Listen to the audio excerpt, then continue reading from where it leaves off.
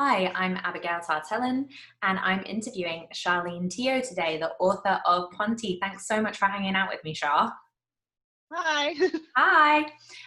Firstly, because we're in lockdown currently, and I'm in lockdown about 3 hours away from my parents' house, I had all my stuff there I moved from London and I put all my stuff there and I moved to here. And then I've left half my books there. So I don't have my copy of Ponty with me. So I have asked you to have some copies. Would you mind showing readers them? Yeah. It's because you asked. I don't just keep them right by me. But Yes, no, I have specifically asked Ponty. Shar to have them right by her. Ponty. Ta-da! This is beautiful Ponty. Mm. That groovy cover. It's that Ponty. US cover, the red one. Yeah. Yeah. As All your covers are so beautiful. ooh, France. Groovy. Um, Very like the UK cover. yeah. Yeah. Cool. Oh yeah. So my first question to all of my favorite writers that I'm going to ask on to this podcast, video chat, whatever, is what was Baby You like?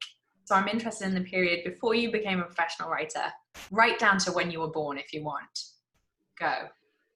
Professional writer. I love that.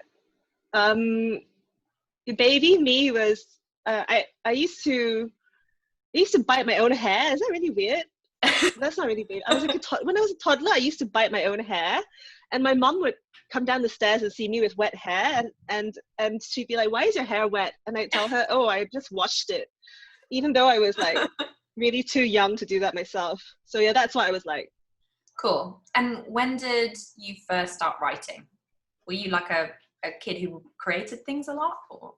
Yeah, I used to write and draw my own storybooks when I was a kid. So I think I've always tried writing. I have a very, very distinct, hopefully not false memory of going to an Easter party, which is weird because it's quite unusual in Singapore. But I remember there were these colorful eggs, and I remember desperately wanting to write my name on the egg and not really quite knowing how to spell my name. It's quite a long name. So yeah, I've always written. Yeah. Cool. And were you a teenager and thinking, I want to be an author when I grow up, I want to create stories somehow? Were you specific about books? Did you like films? Like, where was your aim and how did you think that you would get there? I always wanted to write, to be I guess a novelist, since I was a teenager. So I started off writing poems and then I moved into short stories. And now I think I've found my mode, which is the long expansiveness of a novel. Because I think that novels are quite, you can kind of ease into it a little bit more. Yeah. It's more forgiving a mode than a short story. I wish I could do both, but yeah. Yeah, I prefer novels. I'm a rambler. I talk for a very long time, and you can't shut me up.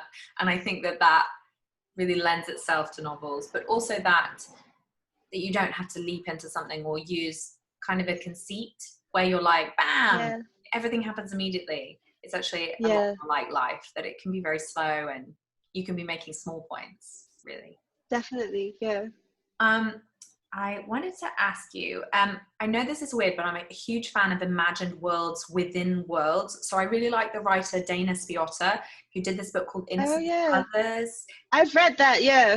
Yeah, I love that. It was about, for anyone who hasn't read it, it was about two female filmmakers who were really good friends when they were younger, and then they grow up and they kind of grow apart. But it just describes the films that they make, and I love reading. Is that Orson? Is Orson Welles in that, or am I misremembering? I think that you're right. Yes, and there's a documentary about something in South America that's political, and I was like, wow, what an interesting documentary.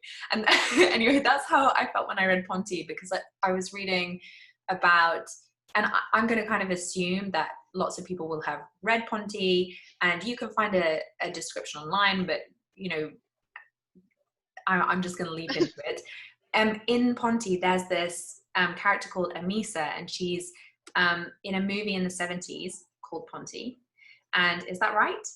That's the movie, yeah. Yeah. And then it's about her as she's older and her daughter's friend and her perception of her. And that's one strand that runs through. And so I was wondering, like, what do you think having a world within a world can tell us about these characters that we're following and the culture that they're living in? And why did you choose to do that in Ponty? That's a really good question. Well, I think with ekphrastic descriptions, like where there's a kind of book that's concerned with an artifact that is made up.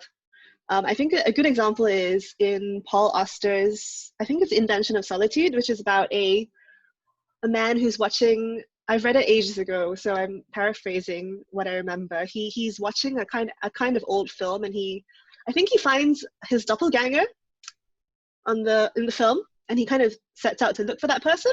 But either way, I think like books or even films about made up cultural forms, I think it's a really, really interesting and quite playful way to explore our relationship to art or to different kind of cultural mediums through that is not mediated through comparison with like the actual thing.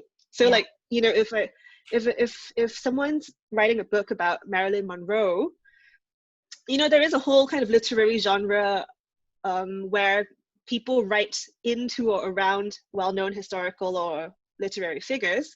I mean, that is its own sort of practice, and it kind of brings up its own set of interesting questions. But I think when you're talking about a made-up film or a made-up famous person or a made-up piece of art, that's really interesting as well, because what you're asking the reader to do is you're making them do a double act of imagination. So they're not just imagining the characters, but they're also imagining this film or this trilogy of films and the whole kind of cultural background around that, and the kind of effects that produces is, I think, really interesting, and to me quite childlike. You know, when you were a kid and you had all your stuffed toys and you made everything up. So I really like that sense of play, like not taking yourself too seriously.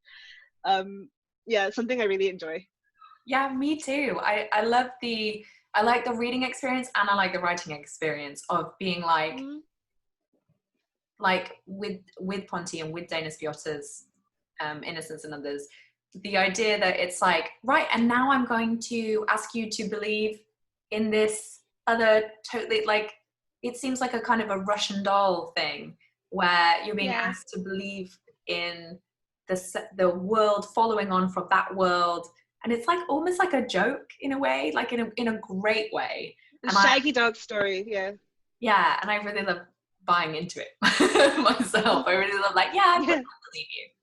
So in Ponty, you know, like, why did you decide to take that particular genre of film, and that, like, was that a big genre in Singapore in the 70s? Like, wow, what was the history of that? I think there was some really well-known Pontianak trilogy of movies, but that was made a little bit earlier than what I depict in the novel. So that was around the 50s and the 60s, around the kind of heyday of the film studio in Singapore. But once the 70s come in and there's more international distribution of cinema, people start going to theaters more for international pictures. So imports, basically. So what happened was that the kind of limited film studios that were around dried out. So I kind of was interested in that lacuna in history of, like, what happens if someone did try to make something, but it was also like behind the curve. I also find that really something really touching about, what if you were working on an epic war novel and it's like a kind of, I don't know, historical reimagination of a Jane Austen novel, and you think it's a great idea, and then just 1 month before you're submitting it to whoever, you know, another thing comes out. So the idea of being behind the curve is just really kind of tragically funny to me. I mean, not funny, but quite fascinating. You know? I've never thought about that, but yes, as you're describing it, I'm tragically funny. I mean, Abby, watch out for all the Corona content. Oh man, I know. I can already. Like, my mum was like, you should write something about definitely being in isolation, and I was like, I think I'm going to write something fun and cheerful. because I can see the tube ads, like they'll be like, he was a boy, she was a girl, they were isolating, so they were like separated by a love rendered by corona, and there'll be like that kind of content. Yeah, I'm just waiting for somebody to actually write the love in the time of corona article, or I think I've seen that headline like at is it least really? 50 times. Yeah, I've seen it many, many times. Well, what was I going to ask you next? Poor Gabriel Garcia Marquez. Huh? He's turning and poor Gabriel Garcia Marquez. I know. He's like, I did that already. Okay. Yeah.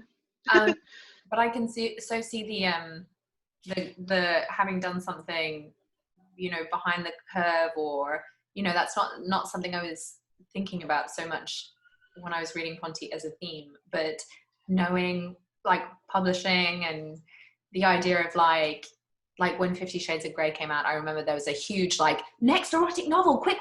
And when Gone Girl came out, like definitely I had people say to me like, you should write a thriller now. And you feel like, what? Things change so quickly. So my next question, I explained to Shah before we came on that I'm trying to go fast because obviously like I'm uploading from my phone and I'm working with really big files. So if it's like 20 minutes, it's much easier to do than 30 minutes. That's fine. So one of my favorite things about Ponti was the setting. And I also spoke to Rowan about this when I interviewed her last week. And I guess I just love the setting and settings of things in general. Like I won't read a book where I'm like, oh, I'm not very interested in that setting. But being in Singapore at that time and at Amisa's childhood home particularly, but then also Sue's home when she lives with Amisa, it was so, it felt like hot and steamy and you evoked that. So I mean, I've never been to Singapore, but you made me feel like I was there. And I guess I wanted to ask you because if you know, it feels like there's not tons of fiction, certainly that I've not read, tons of fiction set in Singapore. I'm wondering like how, as a Singaporean author, do you feel really responsible for writing stories set in Singapore? Do you feel like you have to, and that's really important? Or are you really interested in it? Will your continuing work be set in Singapore? What do you think? That's a great question. It's actually what I spent my entire doctorate investigating, like that kind of question of the burden of cultural responsibility, or the burden of explanation that is put upon oftentimes sort of non-Western, you know, writers of color to kind of explain or be a representative of their culture. Yeah. So I think that's just one of the questions that I suppose that all writers have to ask themselves with regards to like their identity position. Like, you know, how free do they feel to kind of express their kind of stories from a particular position of I don't know, either removal or familiarity. I think it's just an ongoing sort of process of working things out. I definitely don't feel like obliged to write about any particular thing, but I am very much aware of how I'm perceived in terms of as a Singaporean writer, and what that might shore up in terms of readers' expectations of the kind of work that I produce. Yeah. The number of times that I've been told that my English is really good, and there's been an assumption that I wrote the book in Mandarin is quite a few times. I wish that my Mandarin was so good that I could write a whole book in it. That's super interesting. I'm so glad that was something that, because it really interests me, the idea of like, yeah, that being given that responsibility as an individual for really something that, you know, say the British publishing industry failed to do for so many years and failed to represent for so many years. And yeah, super interesting. I'm glad that was a okay question to ask as well. No, totally. I think the landscape is much better now as well. I think the publishing landscape, there are a lot of different writers' voices coming through. Yeah, definitely. And you know, long may it continue. So I know you've been isolating alone. Have you been writing, and how's it been for you? Like, what are you working on? Is there a follow-up to Ponty coming? Will it be? No Ponty sequels. Ponty's done. No more Ponty. It's more like I'm working on my follow-up book. I'm quite slow though, so like I tried doing the thing of being quite rigid with myself and making sure that I got down a certain number of words, and I did, like, you know, manage to get into the habit of it, but I found that I have to go back and redo it. That's what I'm doing, really. And I've been keeping busy by I've been doing quite a lot of drawing, so I've just drawn like cool. a bird, for example. I was going to ask you if you were still drawing, because you said that you used to do picture books in your childhood. A little dog. Did you make him? Hi. Yeah, I felted him, so I've been turning to arts and crafts quite a lot. Oh. This scary little guy is quite terrifying. He's like, hi, Abby. Oh my god, they're so cute. You should give them to people for presents. That's what I intend to become really good at it, and then just not get anyone presents for the rest of my life, and just make them little felt versions of. I'll make little felt you when I get better. Brilliant. I'd be very satisfied with that. I love homemade stuff. I crochet. That's the only crafty thing I really do.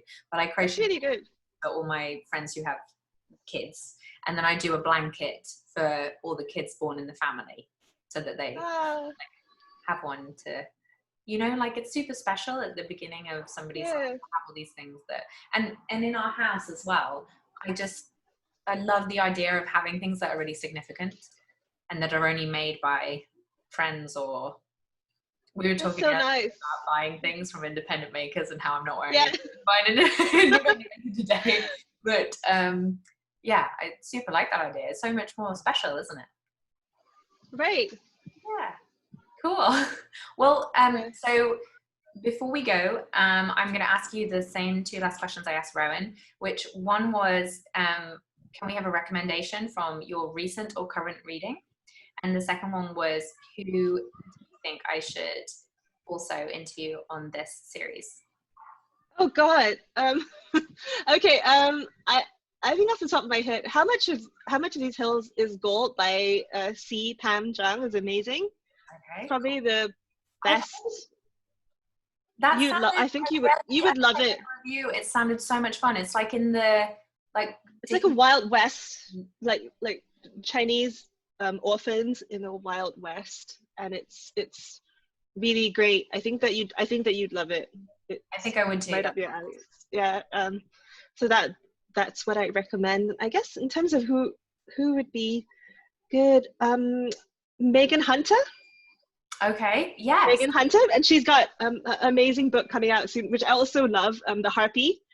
So yeah, Megan's got a great reading taste, and she got me this amazing book which I'm reading now, which I don't have to hand. It's over there. It's called Mrs. Caladan. So that's another book recommendation. Cool. I'm groovy. Yeah. I haven't read The Harpy yet, but I've read some of her articles, and she's so sharp. So that would be good. Yeah. Reach out to her. Yay. Groovy. Thank you very much. Groovy. Thank you so much for coming on here and letting me see into your home. And I always think, like, you know, when people like go around with estate agents and see things that I'm like, that's the home that Shah decided to rent, and that's that's so interesting. As maybe people also think, orange, you know, when they look behind me. I like your room. It looks good. It looks massive.